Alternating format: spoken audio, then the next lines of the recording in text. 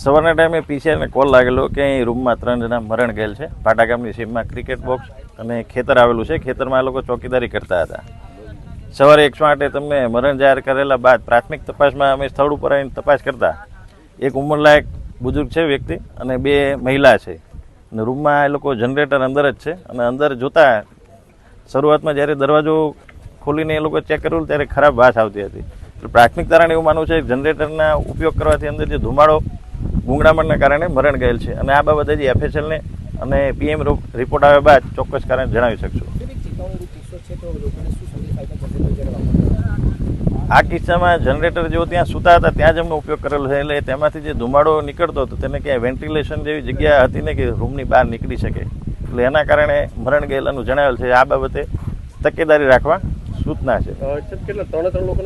હા, 3 જણાના મરણ થયેલ છે. અત્યારે FSL આવે સ્થળ ઉપર બોલાવી અને પછી PM રિપોર્ટ આવ્યા બાદ એમનું ફાઇનલ કઈ રીતે મરણ ગયેલ છે તે જાણવા મળશે.